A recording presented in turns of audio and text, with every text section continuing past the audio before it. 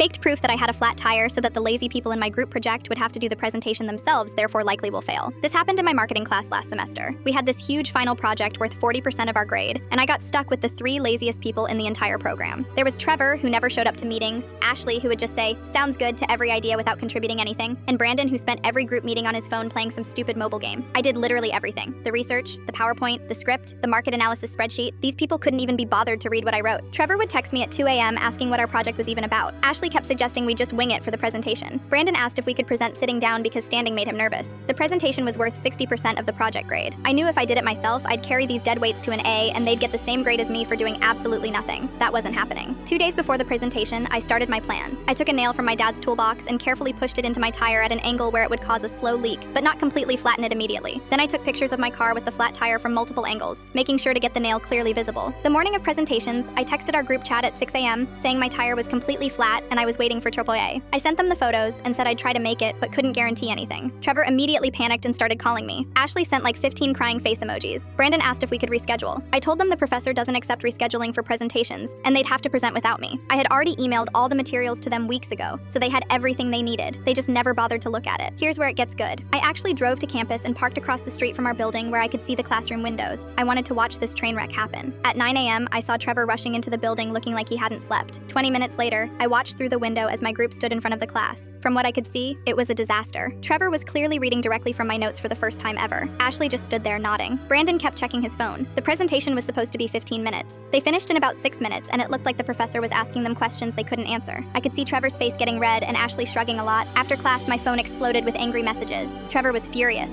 saying I sabotaged them on purpose. Ashley was crying about how this ruined her GPA. Brandon surprisingly didn't seem to care much, and just asked if I wanted to grab lunch. The professor emailed me later asking for my portion of the presentation materials since I was absent. I sent everything I had prepared, which was basically a complete presentation for one person instead of 4 people. I explained exactly what each group member was supposed to cover and how I had divided the work. 2 days later, grades came out. I got an A for my individual materials and documentation. Trevor got a D+, Ashley got a D, and Brandon somehow pulled a C because he apparently answered one question correctly about our target demographic. Trevor confronted me after our next class, accusing me of faking the flat tire. I pulled out my phone and showed him the photos again, plus the receipt from getting it fixed. He couldn't say anything because the evidence was right there. The best part? Ashley and Brandon both reached out separately asking if I wanted to partner with them for future projects. They said they learned their lesson about contributing and wanted to work with someone reliable. I told them I preferred working alone now. Professor ended up using my individual work as an example for future classes about proper market analysis. She never found out about my tire situation, but she did mention to me that it was obvious I had done most of the group work based on the writing style and quality difference.